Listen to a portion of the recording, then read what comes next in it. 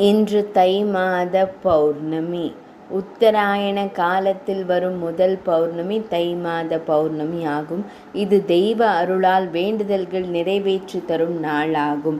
தை அமாவாசையைப் போல் தை மாத பௌர்ணமி விரதமும் மிகவும் உயர்வான பலன்களை தரக்கூடியதாகும். இது வாழ்வில் ஏற்படும் துன்பங்களிலிருந்து நம்மை விடுவித்து வாழ்வில் ஒளியேற்றக்கூடிய நாளாகும். தை மாத பௌர்ணமி திதியில் புனித நீராடினால் மனக்குழப்பங்கள் நீங்கி அறிவாற்றல் பெருகும். இந்த நன்னாளில் முன்னோர்களுக்கு தர்ப்பணம் அளிப்பது, தானம் கொடுப்பது அளவில்லாத புண்ணிய பலன்களை அள்ளித்தரும் என்பது நம்பிக்கை. தை மாத பௌர்ணமியில் எந்தெந்த பொருட்களை தானம் செய்வதால் அளவில்லாத நன்மைகளை பெற முடியும் என்பதை தெரிந்து கொள்ளலாம். தை மாதத்தின் சிறப்புமிக்க தினங்களில் ஒன்று பௌர்ணமி.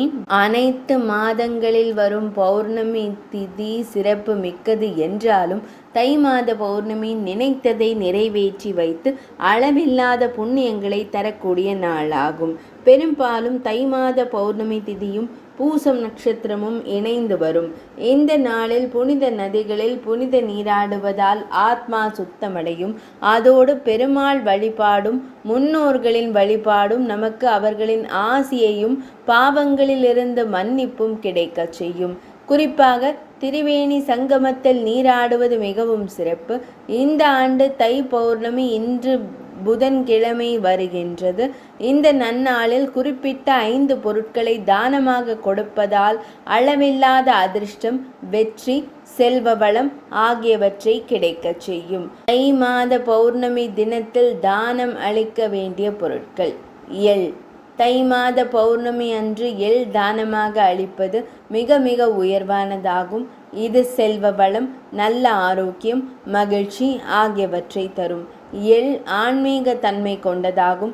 இதை தானம் செய்வதால் ஆத்மாவில் உள்ள எதிர்மறை ஆற்றல்கள் நீங்கும், நேர்மறை ஆற்றல்கள் ஈர்க்கப்படும், அதிக அளவில் நன்மைகள் நடைபெறும்.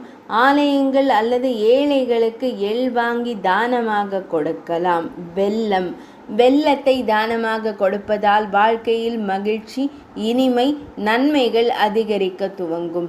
வெல்லம் என்பது மகிழ்ச்சி மற்றும் செல்வ வளத்தின் அடையாளமாக கருதப்படுகிறது.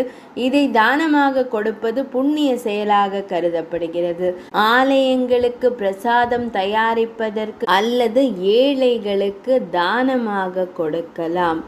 இதனால் நீங்கள் மகிழ்ச்சி, நன்மைகளை மற்றவர்களுடன் பகிர்ந்து கொள்கிறீர்கள் என்று அர்த்தம். இதனால் உங்களை சுற்றி மகிழ்ச்சி மற்றும் நன்மைகள் அதிகரிக்க துவங்கும். போர்வை. தை மாத பௌர்ணமி தினத்தில் போர்வைகளை ஏழைகளுக்கும் சாலையோரம் வசிப்பவர்களுக்கும் தானமாக கொடுக்கலாம்.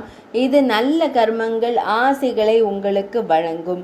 போர்வை என்பது பாதுகாப்பு, அக்கறையின் அடையாளமாகும். இதை தானமாக கொடுப்பது சுயநலமில்லாத தன்மையாக கருதப்படுகிறது. இது தங்களுக்கு புண்ணியங்களையும் அளவில்லாத நன்மைகளையும் பெற்றுத்தரும். மண்பாண்டங்கள். பௌர்ணமி தினத்தில் மண்பாண்டங்களை தானமாக கொடுப்பதால் அதிர்ஷ்டம், செல்வம் அதிகரிக்கும். மண்பானைகள் என்பது எளிமை மற்றும் மனித நேயத்தின் அடையாளமாகும். இதை ஆலயங்களுக்கும் ஏழைகள் நீரை சேகரித்து வைப்பதற்கும் வாங்கி கொடுப்பது நல்லது. இது உங்கள் வாழ்க்கையில் செல்வ வளத்தை பெருகச் செய்யும். அன்னதானம். அமாவாசை திதி மட்டுமின்றி பௌர்ணமி தினத்திலும் யாருக்காவது அன்னதானம் அளிப்பது உயர்ந்த புண்ணிய பலனை தரும். இது ஆசீர்வாதத்தையும் நிறைவான வாழ்க்கையையும் உங்களுக்கு அளிக்கும்.